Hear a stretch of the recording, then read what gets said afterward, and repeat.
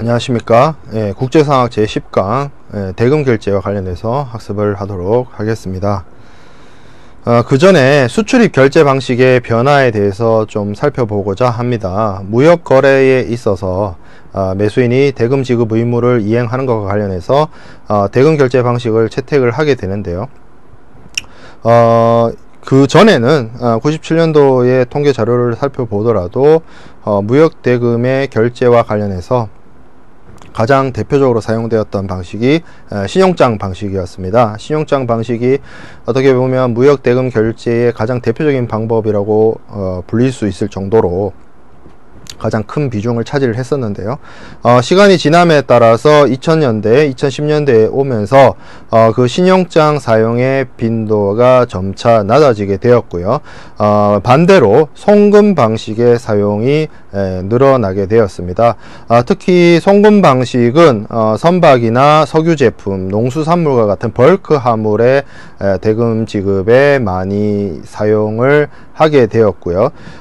그리고 이 신용장이 가지고 있는 여러가지 문제점 중에 가다한 수수료라든지 아니면 대금 회수와 관련돼서 서류의 사용이라든지 아니면 서류 심사의 기간이라든지 이런 문제들이 불거지면서 송금 방식을 선호하게 되었고, 그리고 무역 거래가 이제 개도국의 어떤 신뢰가 낮은 무역 거래에서 좀 신용도가 높은 거래로 많이 옮겨오기도 했고, 그리고 이 본지사 간의 거래, 본사와 지사 간의 무역 거래가 많이 발생하게 됨에 따라 불필요한 신용장을 사용해서 발생할 수 있는 불필요한 수수료 부담이라든지 이런 것들을 줄이고자 송금 방식이 많이 사용되어지고 좀 더 많이 사용되어지고 있다는 점이 되겠습니다. 그래서 이 대금 결제 방식, 무역 실무에 있어서의 대금 결제 방식, 매수인이 대금 지급 의무를 이행하는 방식에 있어서는 크게 신용장 방식과 비신용장 방식으로 나누어서 생각해 볼 수가 있는데요. 비신용장 방식의 가장 대표적인 것은 송금 방식이 있을 수 있고요. 또 추심 방식이 있을 수 있습니다. 그리고 그 외에도 포페이팅이나 팩터링과 같은 방식이 있을 수 있는데요. 그러한 비신용장 방식, 신용장 방식을 제외한 나머지 거래 방식들의 대금 결제 방식에 대해서 이번 시간에 학습을 하도록 하겠습니다. 자, 그래서 신용장과 추심 이런 것들에 있어서 주로 사용되게 되는 어떤 서류인 한어음이라고 하는 서류에 대해서 좀 학습을 해보고자 합니다. 이 한어음은 신용장 방식이 됐든 추심 방식이 됐든 아니면 기타의 방식이 됐든 매도인이 매수인을 향해서 대금을 회수하고자 할 때 사용하는 그러한 서류가 되겠습니다. 그래서 한어음은 기본적으로 어음 발행인이 지급인인 제3자로 하여금 증권상에 기재된 일정 금액을 증권에 기재된 수취인 또는 그 지시인 또는 그 소지인에게 지급일에 일정 장소에서 지급할 것을 무조건적으로 위탁하는 요식 유가 증권이 되겠습니다. 그래서 이러한 의미에서 한어음은 발행인이 제3자인 지급인에 대해서 어음상의 정당한 권리자에게 어음 지급을 위탁하는 지급 위탁 증권이라고 말을 할 수가 있겠는데요. 이 한어음이라고 할 때의 어음은 기본적으로 여러분들이 들어보았을 때는 약속 어음과 같은 금융증권을 많이 들어보았을 것입니다. 차이가 있다면 한어음은 기본적으로 어음 발행인이 돈을 주는 것이 아니고요. 어음 발행인이 쉽게 말해서 돈 받을 사람이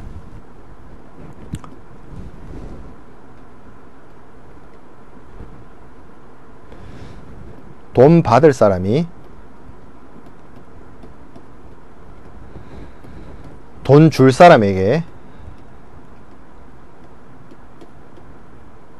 나에게 혹은 다른 사람에게 돈을 달라라고 요청하는 서류가 되겠습니다.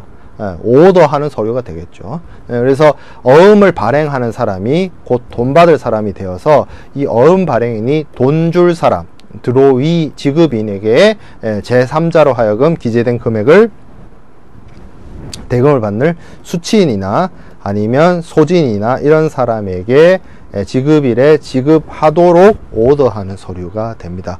우리가 알고 있는 약속어음이라고 하는 것은 보통 돈 줄 사람이 발행을 해서, 수표를 발행을 해서 돈 받을 사람한테 주는 일종의 지급 수단으로서 사용되는 것이죠. 수표가 그렇죠. 수표나 약속어음의 경우에는 내가 지금 당장 돈을 줘야 되는데 지금 현찰이 없거나 지금 줄 수 있는 상황이 아니라서 만기일에 대금을 지급하겠다라는 약속, 신용으로서의 지급 수단으로서 사용되는 것이 보통 약속어음이거나 수표인데, 이 환어음은 그렇지 않고 역전되어 있습니다. 그래서 Bill of Exchange라고 얘기를 하는데요. 영어로는 Draft Bill of Exchange라고 얘기를 하는데, 이것은 돈 줄 사람이 발행하는 서류가 아니라 환어음의 경우에는 돈 받을 사람이 자신 또는 다른 제3자에게 돈을 지급해라는 의미에서 오더를 돈 줄 사람한테 주는 것이죠. 그래서 어떻게 보면 대급 지급 청구서, 대급 지급에 대한 어떤 위탁 증권으로서의 기능을 한다라고 볼 수가 있겠습니다. 그래서 가장 결정적인 차이가 환어음은 채권자, 돈 받을 사람이 발행을 하는 것이고요. 약속어음이나 수표는 채무자, 돈 줄 사람이 발행한다는 점이 차이점이 되겠습니다.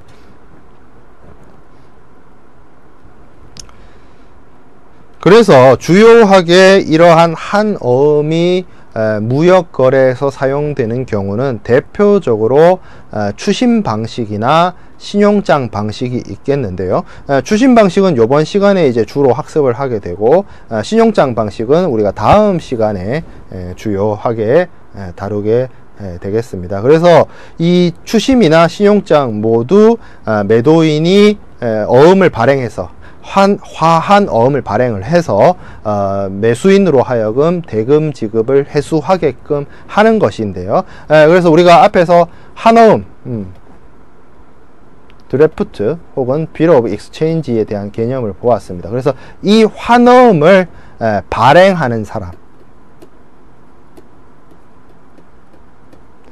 그것을 발행인이라고 합니다. 그리고 영어 표현으로는 드로워라고 하죠. 자, 그러면 이것을 발행하는 사람이 있으니까 이것을 받는 자, 수취인, 환어음을 수취하는 자가 있을 겁니다. 그것을 영어 표현으로 드로워의 어떤 피동형, 수동형이라고 할 수 있는 드로위가 있겠죠. 그래서 이 드래프트를 발행하는 사람과 받는 사람, 이렇게 볼 수가 있습니다. 그래서 우리가 약속어음이나 수표의 경우에는 발행하는 자가 돈 주는 사람이 되고 수취하는 자가 돈 받는 사람이 되는 것이었는데, Bill of Exchange는 exchange 되어 있다라고 했죠. 그래서 발행하는 사람이 돈을 받을 사람이고요. 이 사람이 곧 돈 받을 사람이고요. 그리고 환어음을 받는 사람이, 수취하는 자가 돈 줄 사람입니다. 그래서 이 사람은 지급하는 사람, 돈 주는 사람은 지급하는 사람, 돈 받을 사람은 돈 받는 사람이 되는 것이죠. 그래서 돈 주는 사람에 대한 영어 표현으로서 우리가 payer라는 표현을 쓸 수 있습니다. 돈 주는 사람. 그리고 돈 받을 사람이라는 영어 표현으로서는 여기에 이 payer의 피동형이라고 할 수 있는 payee가 있을 수 있습니다.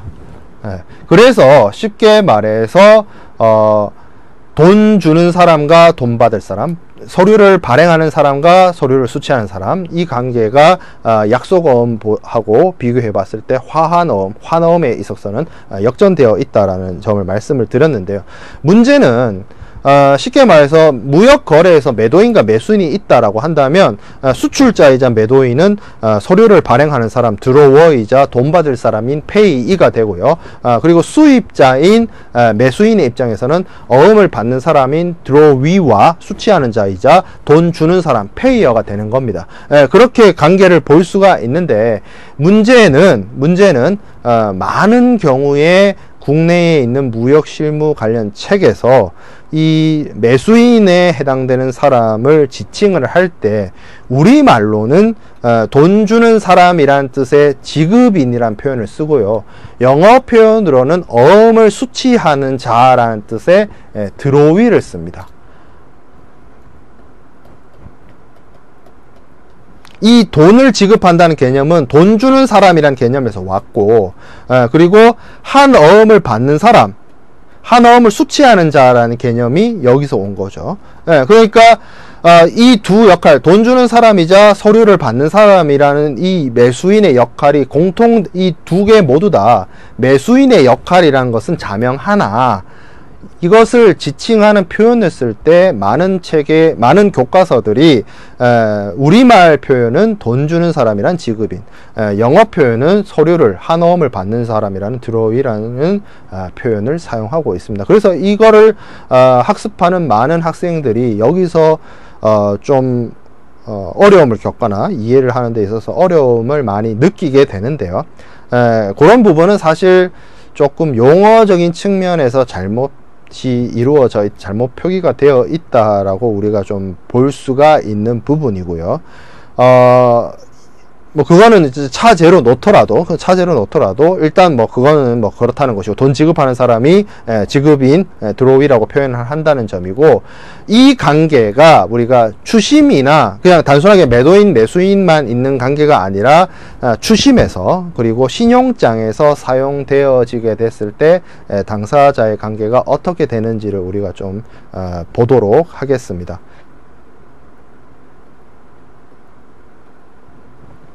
자, 그래서 추심부터 먼저 살펴보면, 추심의 경우에는 신용장과는 다르게 은행들이 단순한 서류의 처리자이자 중개자 역할에 국한되어서 수행을 합니다. 그 의무를 한정되어서 수행을 하게 되게 되는데요.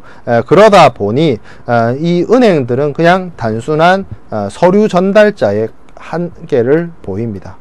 그래서 송금 방식에서 만약에 사용되었을 때처럼 수출자인 매도인이 어음을 발행을 하고 대금을 수취하는 자가 됩니다. 당연히 매수인은 대금을 지급하는 자이자 어음을 수취하는 자가 되는 것이죠.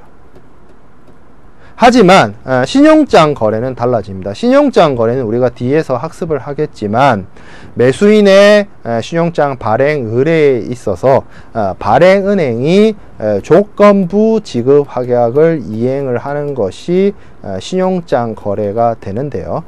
그리고 이 신용장의 경우에는 다양하게 사용되어질 수 있지만, 매입의 방식도 있을 수 있고 인수의 방식도 있을 수 있고 연지급의 방식도 있을 수 있지만, 매입을 하게 되면 이 매입이라는 것은 매도인이자 어음 발행인이 발행한 어음을 어음 할인해서, 우리가 어음 할인을 해서 구매하는 행위를 보통 매입이라고 합니다. 그래서 우리가 회계 시간에 학습을 하게 되는 어음 할인이라는 개념을 쉽게 말해서 기간 경과 이자를 차감한 부분만큼 매입은행이 어음 발행인인 수출자이자 매도인에게 대금을 지급하고 어음을 사온다라는 개념인 것이죠.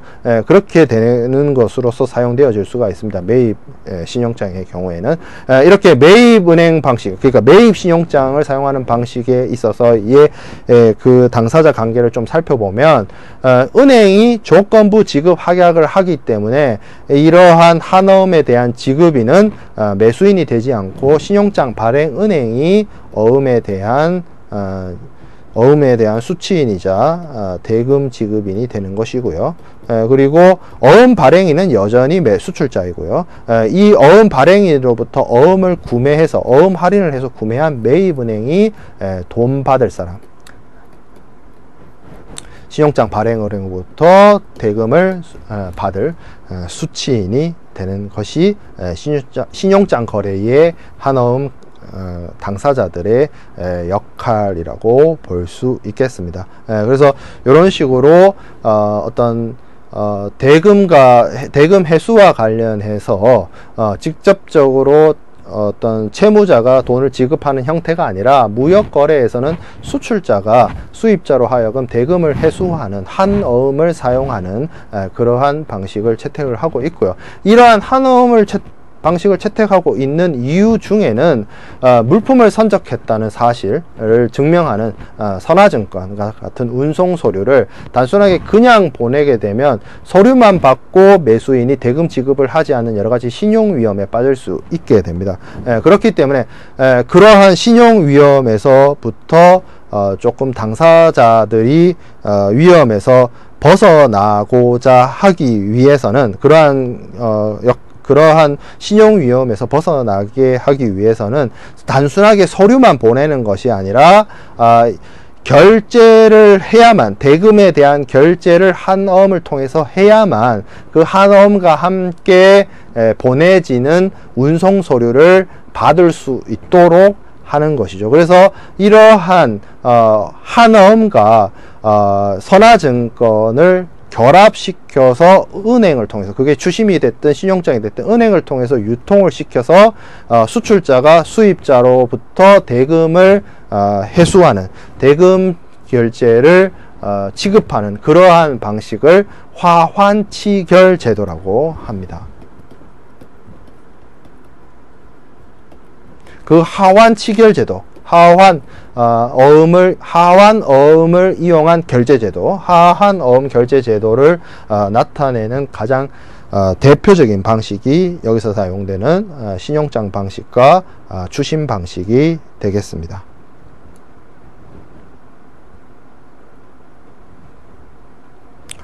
자, 그러면 추심 방식부터 자세히 살펴보도록 하겠습니다. 신용장 방식은 우리가 다음 시간에 주로 학습을 하게 될 것이고요. 추심부터 살펴보도록 하겠습니다. 추심은 매매 당사자 간의 계약에 의하여 매도인이 상품을 선적한 후 관련 서류를 첨부한 하한 어음을 매수인에게 제시하면 매수인이 그 어음에 대한 지급 또는 인수를 해서 결제를 하는 것이 추심이 되겠습니다. 이 추심과 관련된 국제규칙이라고 할 수 있는 URC에서는 은행이 접수된 지시에 따라 지급이나 인수를 하기 위해서 지급이나 인수에 대하여서 서류를 인도하거나 기타의 조건으로 서류를 인도하기 위하여 금융서류 및 상업서류를 취급하는 것을 추심이라고 하는 것이고요. 핵심은 그것이죠. 은행으로부터 접수된 지시에 따라서 서류를 취급하는 것이죠. 은행이 이 수출자인 매도인으로부터 대금을 회수해 달라는 요청을 받아서요. 그 접수된 지시에 따라서 매수인으로 하여금 지급이나 인수를 하게 하도록 이러한 금융서류인 한어음과 상업서류인 선화증권, 이 두 서류를 취급하는 것을 추심 컬렉션이라고 이야기하는 것이 되겠습니다.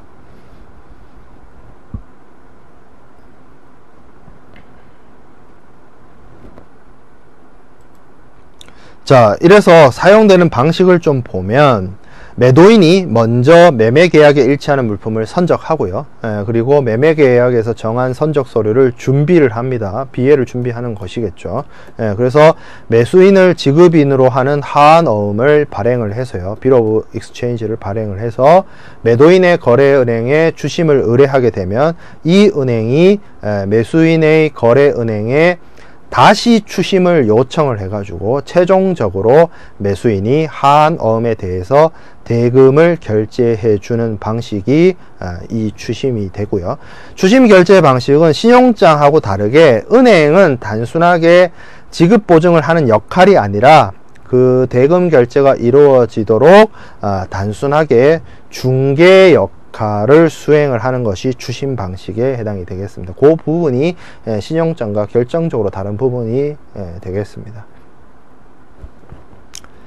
자, 그래서 추심 방식의 종류에 대해서 살펴보도록 하겠습니다. 추심 방식은 크게 지급도 방식이라고 하는 DP와 인수도 방식이라고 하는 DA로 나뉘어지게 됩니다.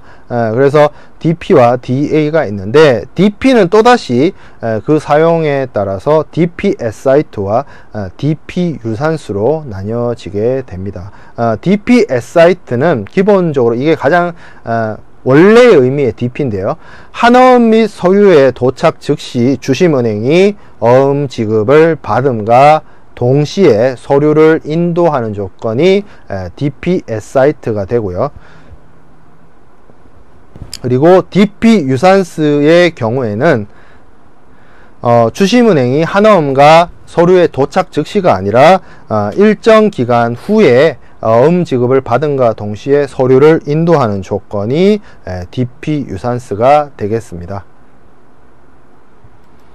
자, 그리고 DA는 주심은행이 한어음과 서류를 도착 즉시 지급하는 것이 아니고요. 대금을 지급하는 것이 아니라 한어음을 인수하고 서류를 인도받아서 그 인수했다는 것이 어떻게 보면 한어음의 어떤 거래 당사자로서의 한어음의 여기 있는 법적인 의무를 받아들인다라는 뜻으로서 볼 수가 있는데요. 그 어음에서 규정하고 있는 만기일이 도래하기 전까지 대금 지급을 하는 조건이 DA 방식이 되겠습니다.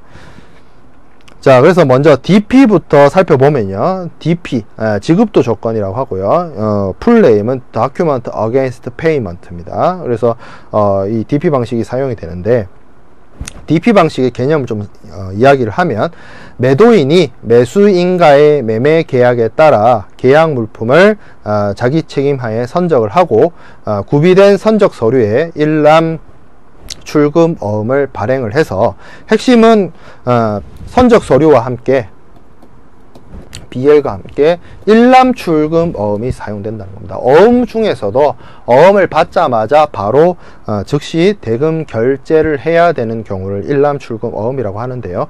이러한 어음을 발행을 해서 매도인은 매수인 국가에 소재한 은행 앞으로 어음 대금을 회수해 줄 것을 추심을 의뢰하게 되는 것이죠. 그래서 추심을 의뢰를 받은 매수인 국가에 소재한 추심은행은 매수인에게 이러한 어음을 제시하고 그 어음 금액을 바로 즉시 지급받는 조건으로 선적 서류를 넘겨주는 방식이 이 DP 방식이 되겠습니다. 이러한 DP 방식을 사용하게 되면 매도인은 기본적으로 선적 서류의 추심 과정을 거쳐야만 대금을 회수할 수 있게 되기 때문에 매도인 입장에서는 매수인이 대금 결제를 해줄 때까지 대금의 회수가 늦어지게 되는 문제가 발생하게 됩니다. 그렇기 때문에 조금 좀 부담이 있다라고 볼 수도 있지만, 이것이 만약에 단순 송금하고 비교를 해봤을 때 사후 송금 방식에 있어서 물품을 일단 보내고 난 다음에 매수인이 대금 지급을 하지 않으면 어떤 신용위험으로부터 신용위험에 노출되는 문제가 발생하게 되지만, 추심의 이 지급도 조건을 사용하게 되면 매수인이 이 추심은행에게 대금을 지급하지 않으면 서류를 넘겨주지 않기 때문에 어떻게 보면 돈을 떼일 우려, 신용위험에 처할 우려를 조금이나마 불식시킬 수 있기 때문에 사후 송금 방식보다는 좀 더 안전한 방식이 될 수 있고요. 매수인 입장에서는 기본적으로 이 물품을 받을 때까지 혹은 서류를 받을 때까지 대금 지급을 하지 않고 계속 유예되고 있기 때문에 매수인에게 조금 더 유리하고 안전한 거래 방법이 안전한 거래 방법이라고 볼 수가 있겠습니다. 이 추심의 DP 방식에는 DP 에사이트와 DP 유산스가 있습니다. DP 에사이트는 제가 앞에서 설명한 그런 본질적인 의미의 DP를 DP 에사이트라고 하고요.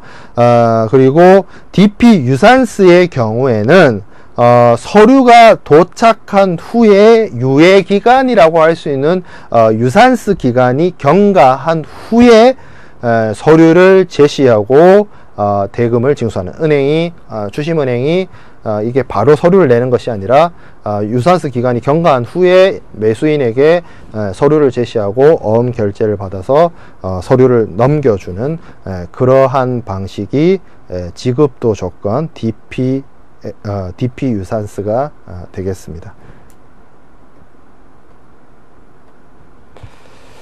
자, 그래서 지급도 조건에 대한 부분을 우리가 그림을 통해서 학습을 해 보면요.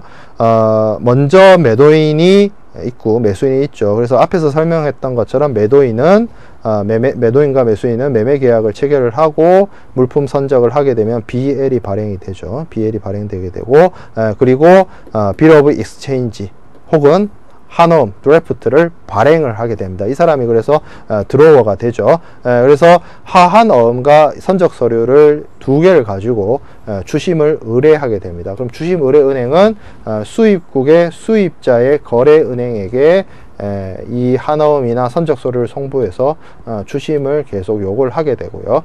그러면 서류가 도착을 하게 되면 이 추심은행은 매수인에게 서류의 도착 통지를 하게 되고, 여기에 대해서 매수인이 대금 결제를 하게 되면 결제와 함께 선적 서류가 인도되어서 이 선적 서류를 바탕으로 물품을 운송인에게 선화증권을 제시하고 물품을 넘겨받아서 물품을 찾아가게 되고요. 이렇게 지급된 대금은 이제 콜렉트가 되는 거죠. 회수가 되는 거죠. 그래서 대금 송금이 이루어지고 대금 지급이 이루어지는 이러한 방식이 지급도 조건 DP 방식이 되겠습니다. Document Against Payment 방식이 지급도 조건이었다. 우리가 앞에서 살펴보았던 DP 유산스의 경우에는 요 방식에서 요 서류의 도착 통지에 대한 부분이 일정 기간 유예되어 있다라고 보시면 되겠습니다. 그게 DP 유산스의 개념이고요.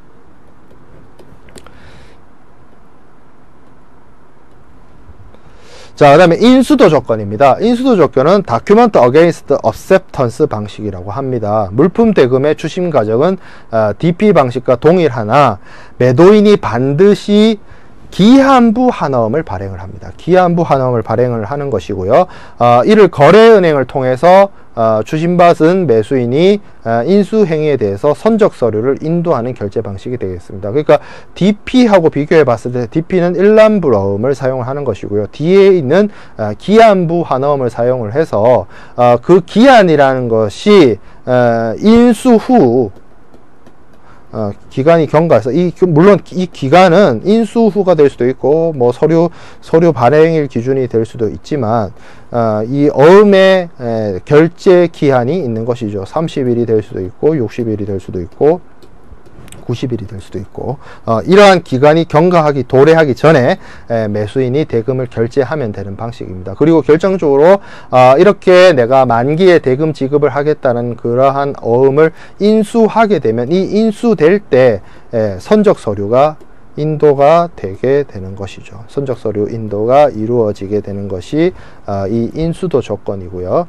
그래서 인수도 조건에 있어서는 기본적으로 매도인은 계약에 따라 물품을 선적하고 매수인을 지급으로 하는 기한부 어음을 발행을 해서 자기가 거래하는 은행을 통해서 매수인의 거래은행 앞으로 어음 대금을 추심 의뢰하게 됩니다. 그래서 핵심은 기한부 어음이다. 그리고 매수인은 매수인이 소재한 국가의 어금 지급인은 그 매수인의 주로 보통 이제 거래를 하는 그러한 그 매수인의 거래은행이 보통 이제 주심은행 역할을 하는데, 이 주심은행으로부터 통지를 받아서 어음을 인수하고 동시에 선적 서류를 인도받아서 그렇게 물품을 처분하거나 물품을 이제 운송인에게 선적 서류를 제시하고 물품을 인도받아서 물품을 판매하거나 아니면 뭐 처분을 하게 되겠죠. 그 다음에 어음을 인수했기 때문에 어음의 여러 가지 법적인 관계를 자신이 끌어안은 거예요. 그래서 그 어음에 규정되어 있는 어음의 만기일에 매수인은 대금을 지급하는 그러한 방식이 DA 방식이 되겠습니다. DA 방식은 매수인이 어음 인수를 하겠다라는 의사 표시만 하게 되면 선적 서류를 넘겨받을 수 있기 때문에 일종의 외상 거래가 되어버립니다. 대금을 DP 방식보다 훨씬 DA 방식의 경우에는 매도인 입장에서는 굉장히 불리한 조건이 되게 됩니다. 왜냐하면 이 어음의 만기일이 도래하기까지 대금 지급이 연기되어 있고 있기 때문입니다. 그래서 DP 방식의 경우에는 서류가 넘겨주면 바로 매수인이 대금 결제를 해서 이 받은 대금을 바로 컬렉트 회수할 수 있었지만, DA의 경우에는 서류를 넘겨줬고, 서류는 이미 넘겨줬고, 어음을 인수해서 그 어음의 만기일, 그게 뭐 30일이 되면 30일, 60일이 되면 60일, 90일이 되면 90일, 그만큼 기간이 경과한 후에 대금이 지급이 되고, 그 대금이 그제서야 콜렉트가 되는 것이기 때문에 매도인에게 매우 위험한 방식이 될 수 있고요. DP에 비해서는. 그리고 이것이 은행의 지급 하격도 있지 않기 때문에 매수인이 단순하게 이 어음 지급과 관련해서 만기일에 지급을 하지 않는 어음에 대한 부도를 일으키게 되면 매도인의 입장에서는 신용위험으로서 대금을 회수하지 못하게 되는 그러한 상황에 빠질 수도 있게 되는 것이 DA 조건이 되겠습니다.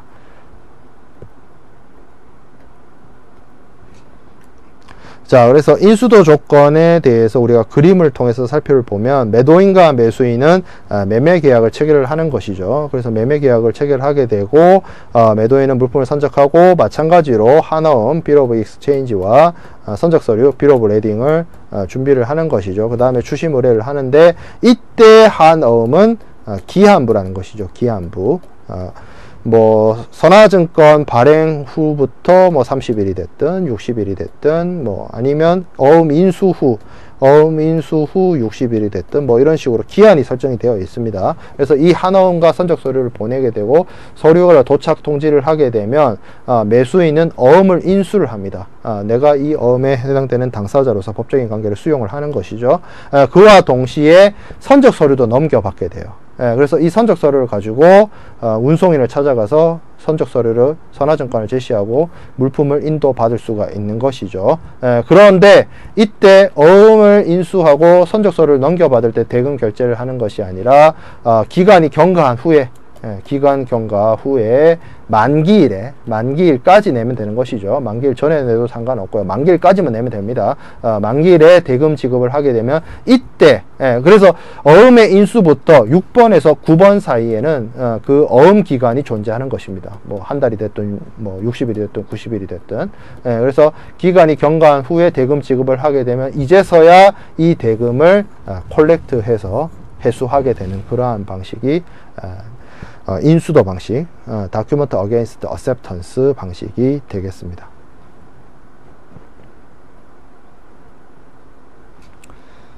자, 그래서 추심 방식들에 대해서 우리가 좀 비교를 좀 해보면요. 이 어떤 사용 예를 한번 들어서 우리가 살펴볼 텐데요.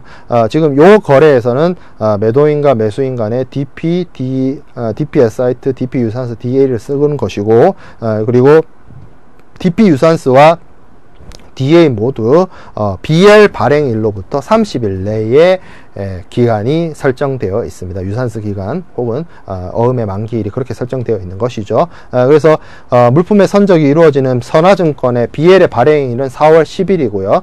이 서류가 매도인을 통해서 추심의뢰은행을 통해서 추심은행에게 전달되는 서류 도착일, 그러니까 수입국에 도착하게 되는 날짜가 10일 후인 서류 도착일은 4월 20일이고요. 그리고 물품에 대한 도착일은 한 달의 운송이 이루어진 30일 후에 5월 10일 날 도착을 하게 되겠습니다. 그리고 이 DP 유산스의 유산스 기간과 DA의 어음 만기일은 BL 발행일로부터 한 달 후에 만기가 도래하기 때문에 4월 10일에서 30일 뒤인 5월 12일이 쉽게 말하면 물품의 도착일이자 어음 만기일이 되는 것이죠. 이 경우에 각각 DP 사이트와 DP 유산스와 DA가 어떻게 되느냐를 좀 살펴볼 텐데, DP 사이트의 경우에는 이 서류가 도착했을 때, 추심은행에게 서류가 도착을 했을 때 이 추심은행은 매수인에게 서류를 제시하게 되고, 이때 어음 지급이 이루어지게 됩니다. 즉 다시 말해서 대금 결제가 이때 이루어지게 되는 것이죠. 그리고 이때 서류가 함께 인도됩니다. 하지만 아직 물품이 도착하지 않았죠. 남았죠. 20여일의 시간이 남아 있습니다. 그래서 요 기간 동안 미리 매수인이 돈을 선지급해야 되는 자금을 부담을 하는 것이고요. 물품이 도착하게 되면 운송인에게 선화증권을 제시하고 물품을 인도받게 되는 것입니다. 자, 똑같은 경우에 DP 유산스를 사용을 한다라고 친다면 DP 유산스는 바로 서류 도착일인 4월 20일 날 주심은행이 매수인에게 대금 지급과 관련된 청구를 하는 것이 아니고요. 이 유산스 기간이 그러니까 BL 발행일로부터 30일이 지난 이 시점에 서류 제시를 하고 대금 결제를 하게 됩니다. 그때 대금 결제가 이루어지면 서류가 인도되고요. 공교롭게도 이 만기일과 물품 도착일이 같게 되죠. 그래서 이 서류를 들고 운송인에게 BL 제시를 해서 물품을 찾아가게 되는 것이 DP 유산스고요. 만약에 이게 DA다라고 하면 주심은행에게 서류가 도착한 4월 20일 날 주심은행은 매수인에게 서류를 제시하고요. 이때 어음 인수를 하는 것이죠. 이 어음 인수는 대금 결제가 아닙니다. 그냥 어음을 받아들이는 것이죠. 그리고 이 어음 인수를 하게 되면 이때 서류가 넘어가게 됩니다. 아직 근데 서류를 미리 받았다 해서 뭐 쓸 수 있는 게 아니에요. 물품이 도착하지 않았기 때문에. 그래서 물품이 도착한 이후에 BL을 제시하고 물품을 인도하고 요때 어음의 만기일이 도래했기 때문에 대금 결제가 이 시점에 이루어지게 되는 것이 DA 방식이 되겠습니다.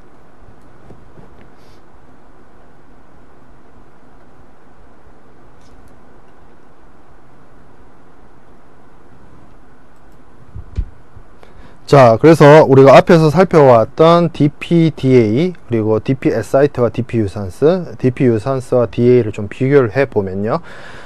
DP 방식은 기본적으로 매도인이 일람 출급어음을 발행하는 것이 포인트가 되고요.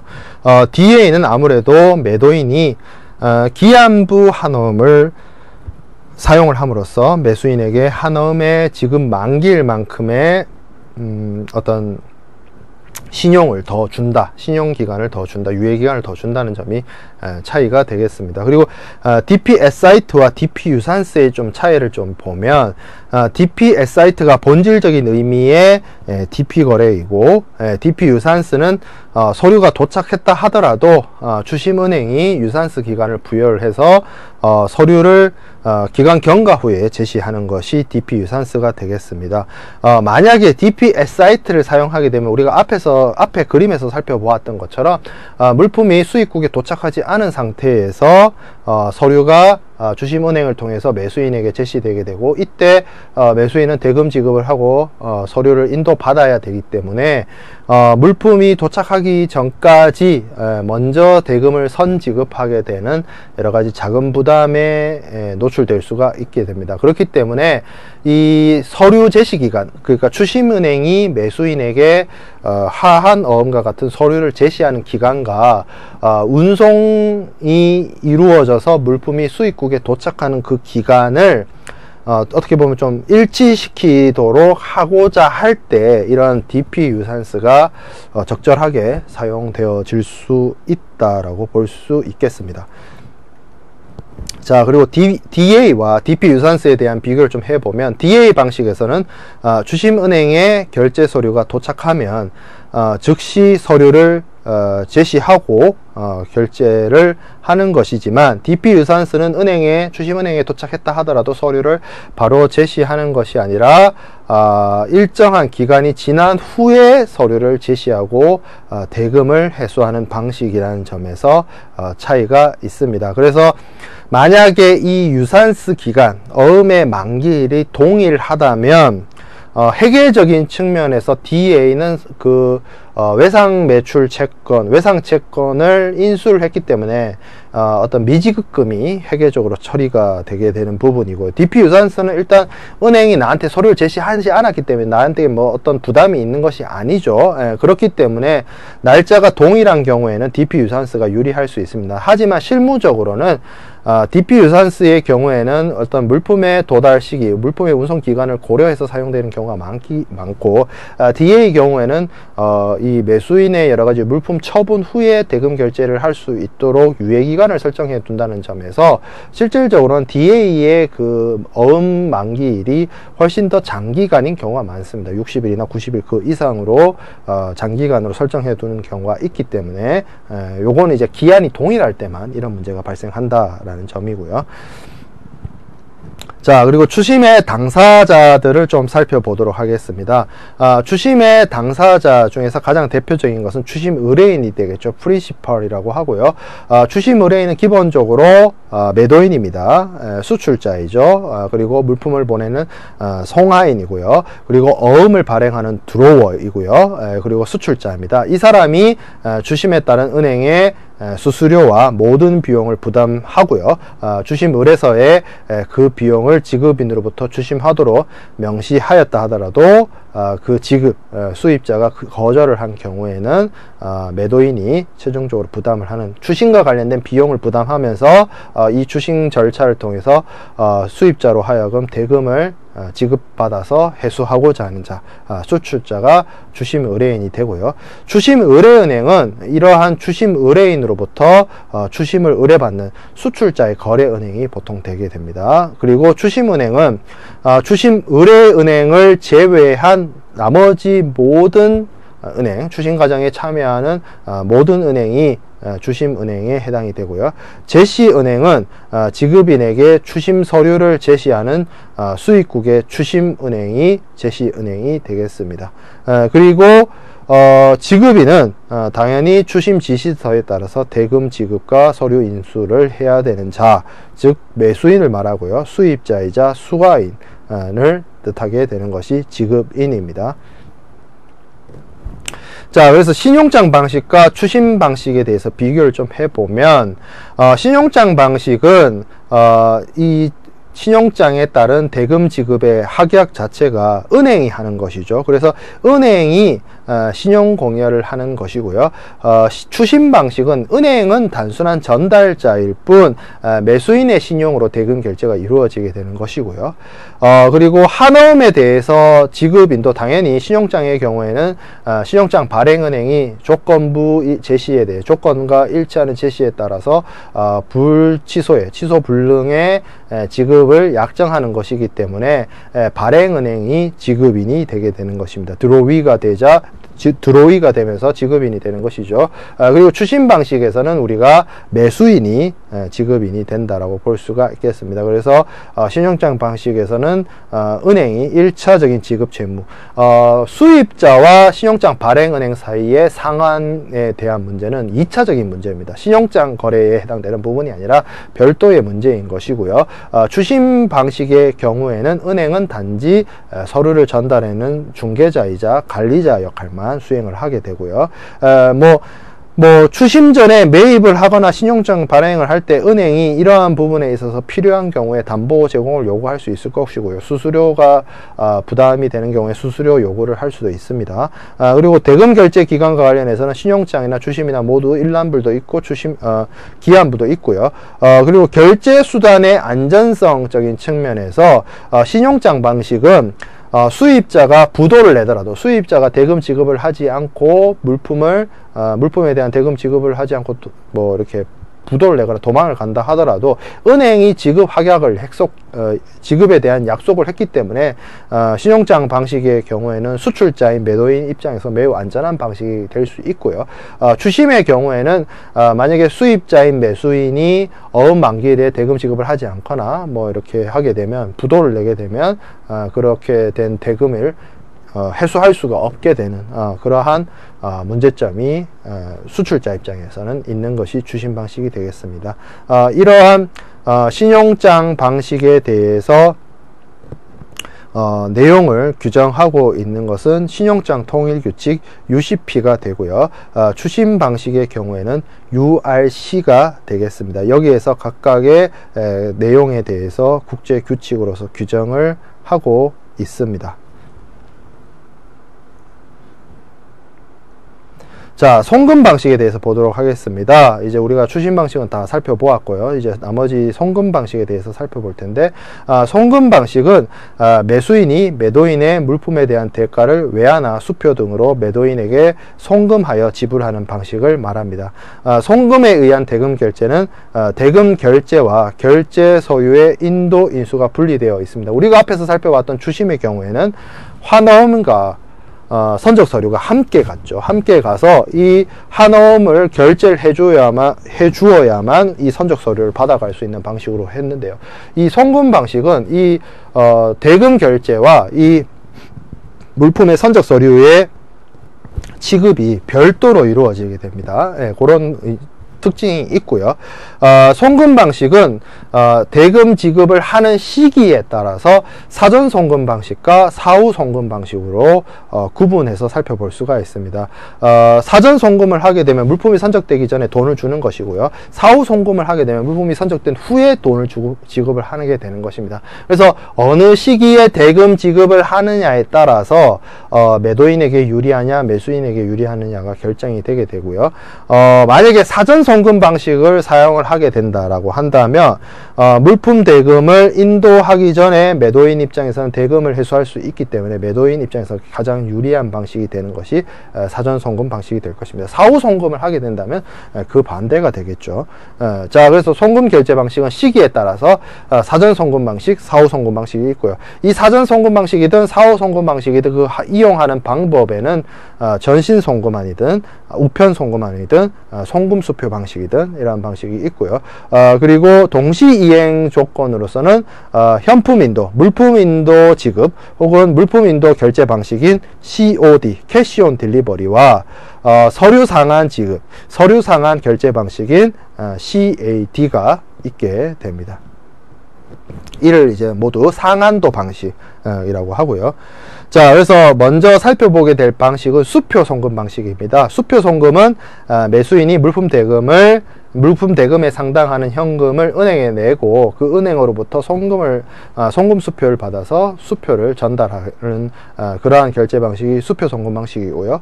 우편 송금한 방식은 매수인의 요청에 따라서 은행을 통해서 지급해 줄 것을 요청하는 일종의 우편안을 발행을 하는 것이 우편 송금한 방식입니다. 수표 송금 방식이든 우표 송금한 방식이든 중간에 분실의 우려도 있고요. 여러 가지 그 사용하는 데 있어서 여러 가지 어려움이나 불편한 절차가 있을 수 있기 때문에 이러한 방식들은 최근에 들어와서는 크게 사용되고 있지는 않고요. 가장 최근에 들어와서 사용되고 있는 대표적인 송금 방식은 전신 송금한 방식입니다. 전신 송금 방식은 여기서는 뭐 전신이라고 얘기를 하지만 통신 수단에 의해서 은행과 은행 간에 대금을 지급하게 되는 그러한 방식이 전신 송금한 방식인데요. 그러니까 쉽게 말해서 외국한 업무를 지급하는 외국한 은행들 사이에서 이루어져 있는 전산망, 대표적으로 스위프트 같은 전산망이 있죠. 이런 전산망을 통해서 실질적으로 물리적 실체가 있는 지폐를 보내는 것이 아닌 지폐나 수표나 어음을 보내는 것이 아닌 물리적 실체에 있는 걸 보내는 게 아니죠. 그냥 통신 수단에 의해서 대금 지급을 하겠다라는 의사를 보내게 되면 상거래 약정이 맺어져 있는 은행 간에는 계좌가 있기 때문에 그 계좌에서 대금을 빼내거나 그 계좌에 대금을 넣어주거나 뭐 나중에 기간이 지난 후에 서로 은행 간의 대금 지급과 관련된 뭐 차액이나 이런 부분이 있다라면 그걸 이제 상계해 가지고 정산하는 그러한 방식으로 이용되게 되는 것이 은행 간의 국제적인 통신망이라고 할 수 있는 스위프트망을 이용을 하게 되는 것이고요. 그게 이제 전신 송금한 방식이죠. 우리가 많이들 알고 있는 계좌 이체와 같은 방식이 전신 송금한 방식에 해당이 된다라고 볼 수 있겠습니다. 가장 많이 쓰이고 있는 대금 결제 방식, 지금 요즘에 들어와서 송금 방식의 그 사용이 우리가 앞부분에서 우리가 살펴보았다시피 2010년대 넘어오고 나서부터는 송금 방식이 무역 대금 결제에 가장 큰 비중을 차지하고 있고요. 그러한 송금 방식 중에서도 가장 큰 비중을 차지하고 있는 결제 방식이 이 전신 송금한 방식, 텔레그래픽 트랜스퍼, TT 방식이 되겠습니다. 그래서 실무에서 업무를 하시는 분들 사이에서는 대금 결제와 관련해서 TT로 지급한다, TT로 지급한다 이런 표현을 많이 사용하시거든요. 그런 방식이 그러한 대금 결제 방식이 되겠습니다. 이거는 그냥 쉽게 말해서 우리가 계좌 이체를 하는 것이기 때문에 이 은행을 통해서 대금이 충분히 확보되어 있다라면 이 부분을 상대방 상대방의 계좌로, 상대방 은행의 상대방 계좌로 대금을 지급 지시를 하게 되는 부분이라서 그 이행과 관련해서 뭐 복잡한 절차나 복잡한 과정이 있는 것은 아니고요. 쉽고 편하고 빨리 신속하게 사용할 수 있는 그러한 대금 결제 방식이 되겠습니다. 자, 그리고 상한도 방식은 우리가 앞에서 봤던 현품 인도 지급 혹은 서류 상한 지급, 다른 말로는 상품 인도 결제 방식 혹은 서류 인도 결제 방식. 우리말은 뭐 교수님들마다 뭐 교과서마다 조금 표현들이 조금씩 다를 수 있는데요. 영어 표현은 캐시 온 딜리버리, 그리고 캐시 어게인스트 다큐먼트, 그래서 줄여서 캐시 온 딜리버리는 COD, 캐시 어게인스트 다큐먼트는 CAD라고 합니다. COD나 CAD 모두 다 신용장이나 추심하고는 다른 결제 방식이고요. COD의 경우에는 캐시 온 딜리버리라는 것이 일종의 물품의 배달과 함께 대금 상환이 이루어지는 것이라서 물품을 수출국에서 선적한 후에 이 물품을 보내게 되죠. 운송을 하게 되는데 수출자가 수입국에 만약에 대리인을 두고 있다라고 한다면 그 수입국 내에서 이 수출자인 매도인의 대리인과 수입자인 매수인 사이에서 물품을 전달하고 거기에 대한 상한으로서 대금을 결제하는 것이 상품 인도 결제 방식, 현품 인도 지급, COD, 캐시 온 딜리버리가 되겠습니다. 또한 반대로 물품을 선적하게 되면 선화증권 같은 서류가 나오게 되죠. 이 선화증권과 같은 서류를 수출국에 있는 수입자의 대리인이 수출상과 서류를 받고 대금을 지급하는 방식으로 결제가 이루어지는 것이 서류 상한 지급, 서류 인도 결제 방식, CAD, 캐시 어게인스트 다큐먼트에 해당이 된다라고 말씀을 드릴 수 있겠습니다.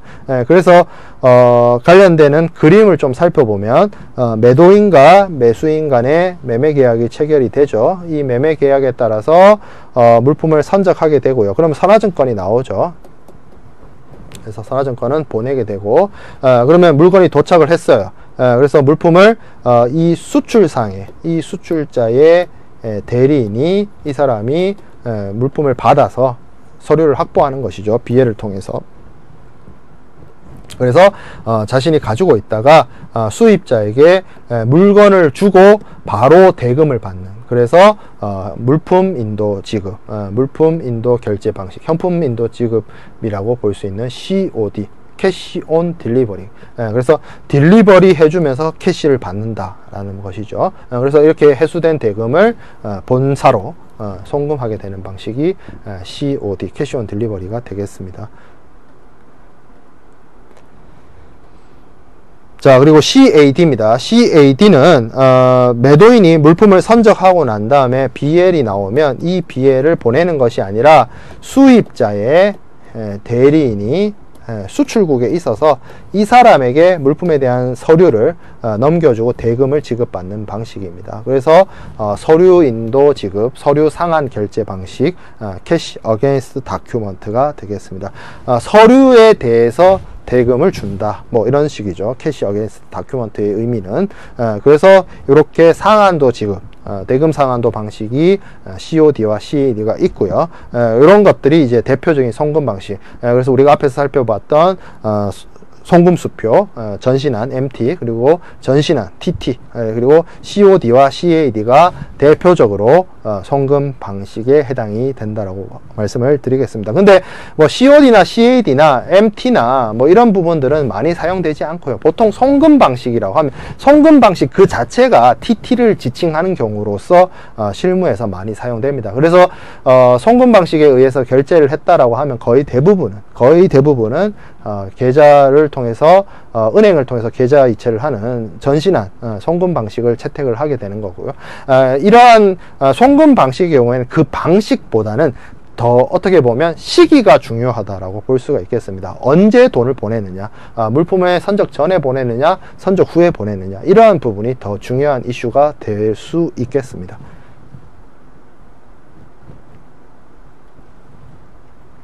자, 그 다음에 살펴보게 될 대금 결제 방식은 팩터링 결제 방식입니다. 팩터링이라고 하는 것은 기본적으로 유닛드로이드 협약에서 정해져 있고요.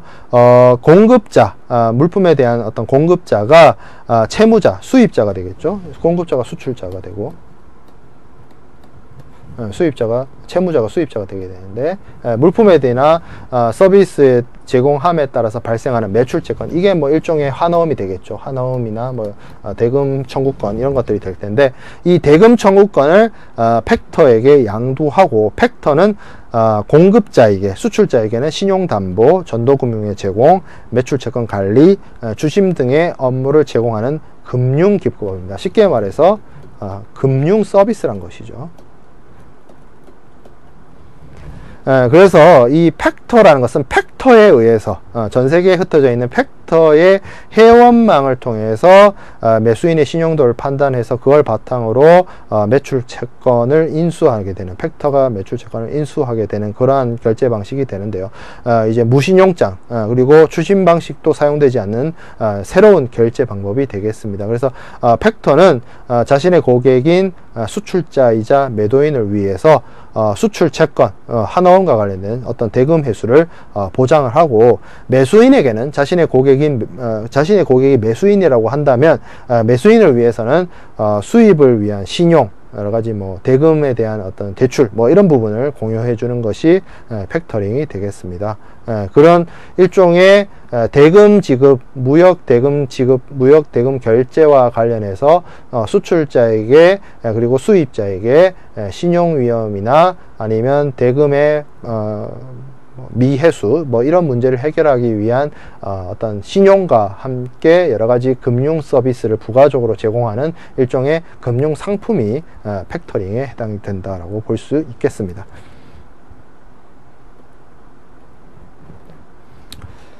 자, 그러면 팩터링 방식에 대해서 특징을 몇 가지 살펴보면, 일단 이것은 우리나라에서는 주로 많이 사용되고 있지 않고요. 신용장 거래보다 간편하기 때문에 무신용장 거래 방식에서 특히 미국이나 유럽에서 많이 사용되고 있습니다.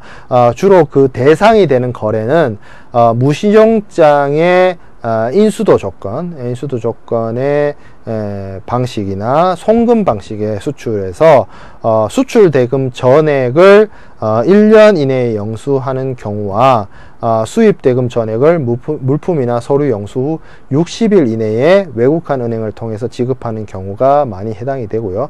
이러한 팩터링을 통해서 기대할 수 있는 그 어떤 팩터링의 기능은, 첫 번째가 신용위험 인수입니다. 수출자가 물품을 준비해서 보냈음에도 불구하고 대금을 회수할 수 없는 대금 불능의 위험에 처하게 된다면 어려움이 있죠. 그렇기 때문에 수출 팩터는 자신의 고객인 수출상에게 그 수입업자가 대금 지급을 하지 않아서 발생할 수 있는 여러 가지 신용 위험을 인수를 해서 대금 회수를 보장을 해 주게 되는 것이 이 팩터링의 기능이 되겠습니다. 그리고 이러한 수출업자가 이 신용 위험의 어떤 회피를 통해서 어떤 안심하고 거래를 할 수 있다라는 그런 장점도 있고요. 그렇기 때문에 수출 팩터는 그거 외에도 부가적으로 서비스를 제공해 주는데, 주로 이제 이러한 그 한어음, 그 수입자로부터 청구권, 대금 청구권과 관련된 부분을 관리를 하고, 그리고 사전에 전도금융을 제공하고, 그리고 여러 가지 회계 업무나 장부 업무와 관련된 복잡한 업무를 대행으로 처리를 해서 여러 가지 서비스를 제공해 주는 것이 팩토링의 기능이 되겠습니다.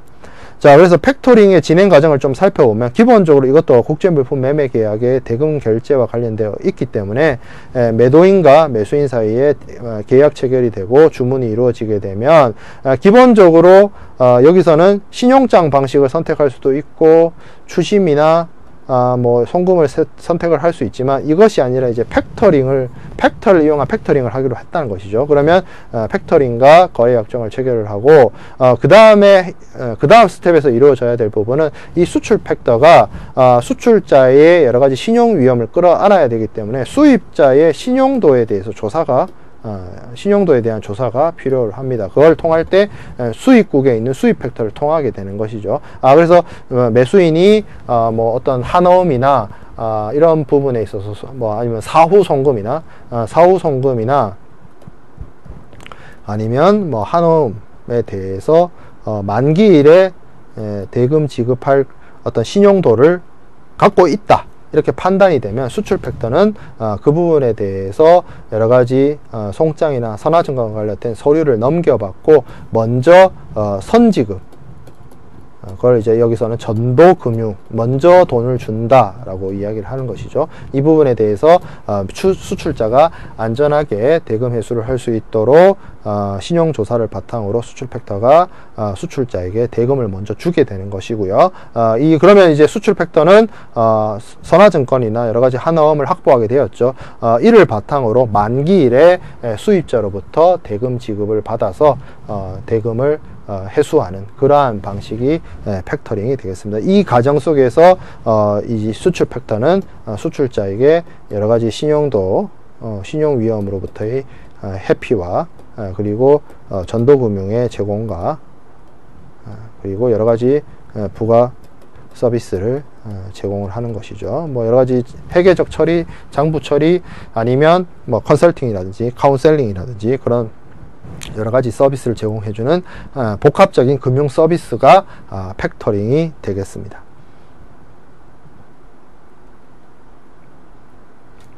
자, 그 다음에 포페이팅에 대해서 살펴보도록 하겠습니다. 말이 비슷하죠. 팩터링과 포페이팅. 포페이팅도 사실 어떻게 보면 상한 청구권 없이 수출자의 매출 채권을 인수한다는 점에서는 비슷하다라고 볼 수 있는데요.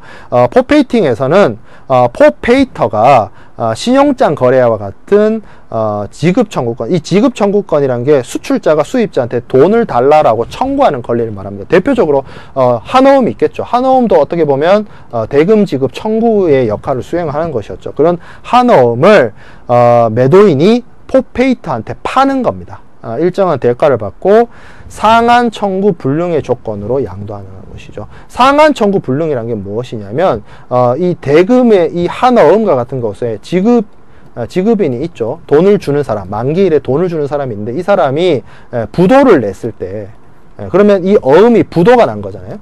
그러면 이 부도난 어음을 판 사람한테 이 어음을 통해서 대금 회수를 못했기 때문에 너가 나한테 가져간 금액을 개어내라, 상환해라 라고 하는 그런 것이 이제 상한 청구권인데요. 상한 청구 불능으로서 물품 어음을 인수했다라는 것은 실질적으로 수입자인 지급인이 이 어음에 대해서 부도를 내더라도 이 포페이터는 그러한 위험을 전가시키지 않고 자신이 끌어안겠다는 겁니다. 당연히 그렇기 때문에 일반적인 어음의 할인보다는 여러 가지 수수료나 이자율이 높겠죠. 그러한 차이가 있는 것이 상한 청구 불능 조건으로 외상 매출 채권을 인수한다는 의미가 되겠고요. 그런 포페이팅의 경우에는 우리가 앞에서 팩토링의 경우에는 무신용장 방식에서 사용되는 어떻게 보면 대체적인 대금 결제 금융 서비스라고 설명을 드렸는데, 포페이팅은 아무래도 이런 외상 매출 채권이 있어야 됩니다. 그렇기 때문에 약간 중기간 정도의 약속어음에 대한 어떤 할인이나 아니면 한어음을 이용, 무역 대금 결제의 한어음을 할인을 통해서 왜 할인을 통해서 구매를 하냐면, 예를 들어 7월 30일이 만기일이 있는 어떤 한어음이라고 쳤을 때 이 한어음의 경우에는 수출자가 7월 30일 날 대금을 받아야 되죠. 근데 포페이터가 얘기를 하는 겁니다. 뭐 7월 1일 날 내가 먼저 대금 지급을 해서 선지급을 해 줄 테니 어음을 팔아라, 어음을 매각을 해라. 대신 이 어음의 매각은 소구권, 상한 청구권이 없다, 이렇게 사는 거예요. 그러면 물론 이 만기에 액면가가 있을 거 아닙니까? 만기 대금이 있을 텐데 이거만큼으로써 파는 것은 아니고요. 이거보다 훨씬 할인된 가격으로 대금을 받고 이 어음을 넘기게 되는 것이고, 포페이터는 한 달 뒤에 만기일이 도래했을 때 매수인이나 채무자로부터 대금을 이 만기 액면가로 충분히 돈을 받을 수 있는 그러한 방식이 이 포페이팅 거래의 핵심이 되고요. 그래서 어음 할인, 우리가 회계 수업 시간에 배우는 어음 할인과 유사한데, 그 어음이 부도가 나더라도 그 책임은 포페이터가 떠안는다. 그래서 수출자 입장에서는 선택할 수 있는 옵션이 가능한 것이죠. 문제가 발생했을 때의 피해를 자신이 끌어안는 것이 아니라 어음을 구매한 포페이터가 끌어안기 때문입니다. 그래서 이런 매도인 입장에서 신용위험이나 한위험이나 여러가지 위험들을 회피할 수 있는 수단으로서 매우 적합하기 때문에 이러한 포페이팅 거래가 사용이 되게 되는 것이 사용되게 되는 것입니다.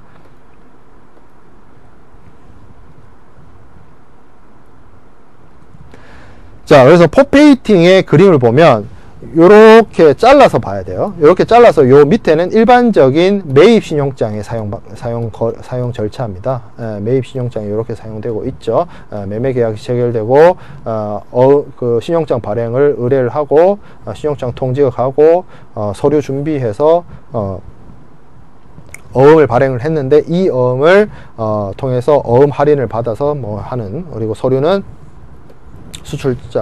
수출자에서 신용장 발행은행으로 가게 되고, 만기일이 도래했을 때 수입자가 신용장 발행은행과 대금 상환을 하는 그런 그림인데, 여기에서 만약에 이 수입자나 뭐 이런 은행들이 뭐 부도를 내거나 하게 되면 이 위험을 수출자가 다 끌어안아야 되죠. 대금 지급 거절을 하거나 아니면 서류에 대한 제시에 대해서 지급 거절을 하거나 뭐 등등등의 사유가 발생을 했을 때 수출자가 문제를 다 떠안아야 되는데, 포페이터를 이용을 하게 되면 어음을 할인해서 먼저 매각을 하고 돈을 먼저 지급해 주죠. 대금을 먼저 지급을 해주고, 만기일에 이 포페이터가 은행이나 아니면 수입자로부터 대금을 회수하게 되는데, 만약에 이런 부도나 대금 지급에 대한 어떤 지급 거절이 일어나더라도 포페이터는 수출자에게 상한 청구를 하지 않는 것이 이 포페이팅 거래의 핵심이 되겠습니다. 자, 그 다음에 이제 우리가 쭉 1시간 가까이 이번 시간에 비신용장 방식, 그래서 주신부터 송금 방식, 팩토링, 포페이팅까지 쭉 살펴보았습니다. 우리는 이제 신용장 방식에 대해서 학습을 해야 되는데요. 신용장 방식에 대해서는 우리가 주로 이제 다음 시간에 그 세부적인 내용을 다루게 될 거고요. 오늘 이번 시간에는 마치기 전에 신용장에 대한 개념을 학습하고 신용장의 프로세스에 대해서 이해하고 그 이행의 세부적인 부분에 대해서는 다음 시간에 학습하는 방식으로 하도록 하겠습니다. 신용장에 대한 국제 규칙인 신용장 통일규칙 UCP 600의 제2조에 있어서는 신용장은 그 명칭이나 기술에 관계없이 취소 불능이며 일치하는 제시를 지급 이행할 발행은행의 확약을 구성하는 모든 약정을 의미한다라고 규정을 하고 있습니다. 즉 신용장은 취소 불능의 표시가 없는 경우에도 취소 불능이다라고 이야기를 하고 있는 것이죠. 그래서 신용장은 은행의 취소 불능의 조건부 지급 확약이라고 볼 수 있습니다.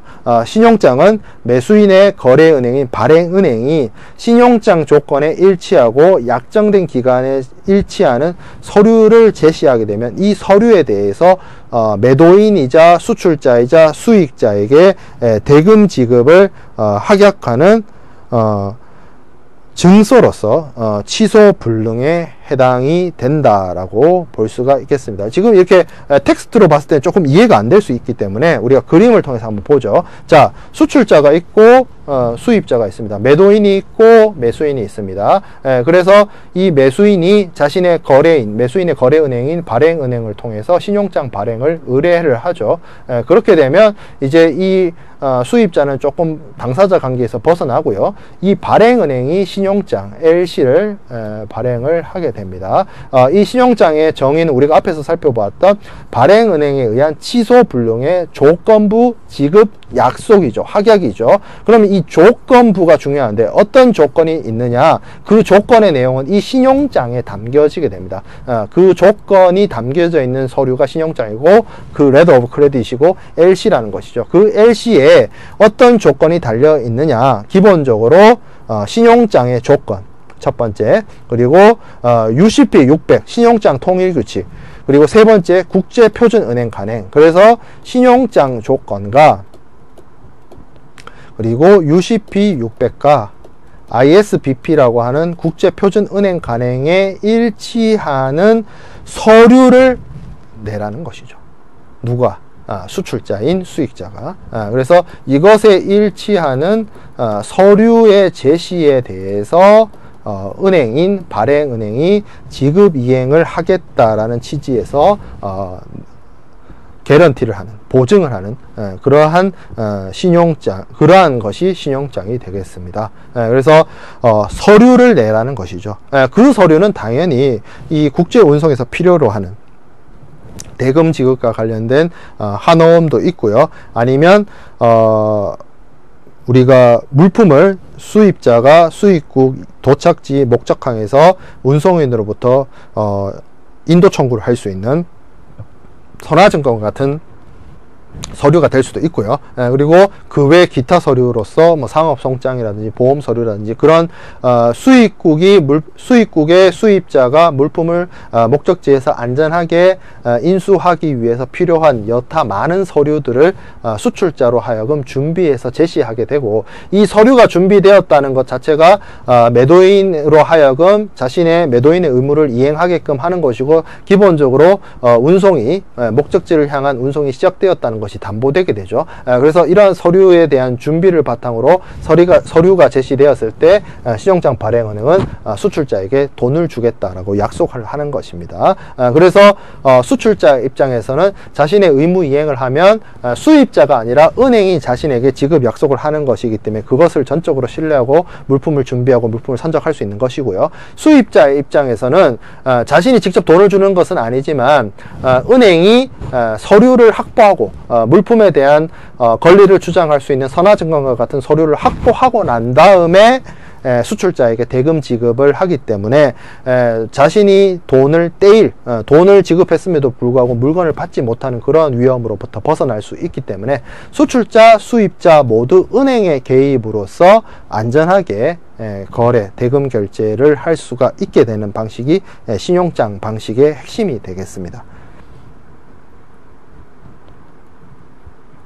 자, 그래서 신용장이 사용되어지게 되는 절차들을 우리가 하나하나씩 살펴보면, 이 매도인, 수출자, 셀러가 있고 매수인, 수입자, 바이어가 있죠. 그래서 이 두 사람은 매매 계약을 체결하게 됩니다. 이 매매 계약을 체결하게 되면 기본적으로 그 다음에 이루어져야 되는 부분이, 이 수입자는 자신의 거래은행인 신용장 발행은행으로 하여금 신용장을 발행해 줄 것을 의뢰하게 되게 되고요.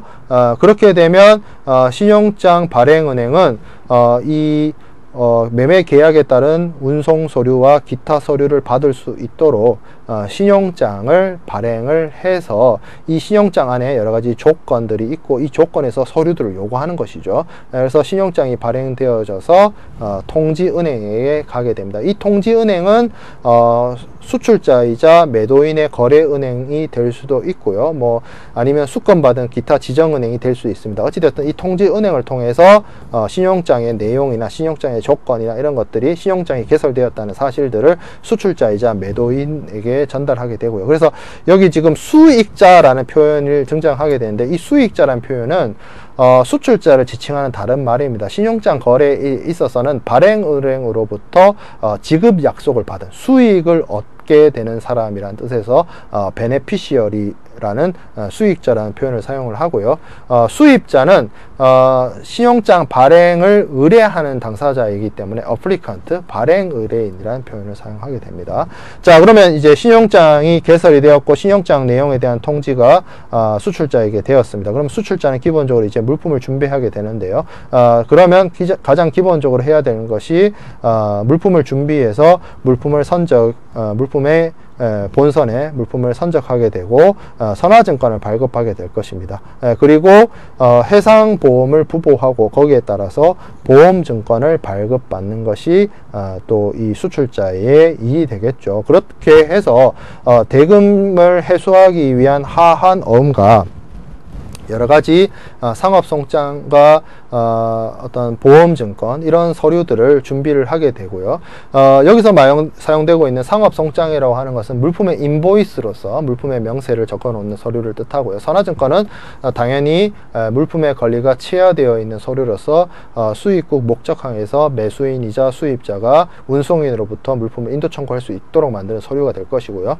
보험증권은 이 물품이 국제운송이 되는 해상운송이 되는 그러한 상황에서 위험을 관리하기 위한 보험부보의 입증을 위한 보험증권이 될 것이고, 그 외에도 포장명세서라든지 원산지 증명서라든지 품질증명서라든지 용적증명서라든지 아니면 여러가지 영사송장이나 세관송장 등 기타 부속 서류들이 사용되게 됩니다. 이러한 서류들을 요구하는 것이 신용장 발행은행이 개설한 발행한 신용장 내의 제조건이 되는 것입니다. 그래서 이러한 일치되는 서류들을 조건에 일치하는 서류를 이제 보내게 되는 것이죠.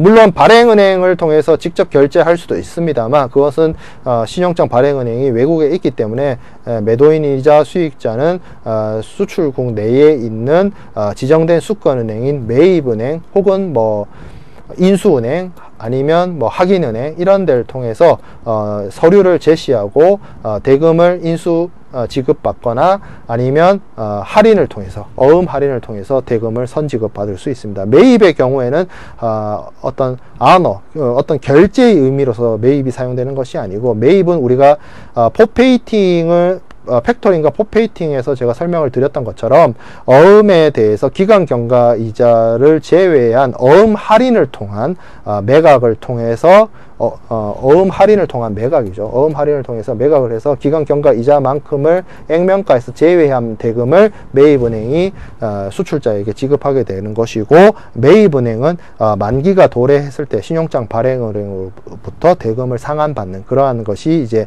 어음 할인을 통한 매각이라고 볼 수가 있고요.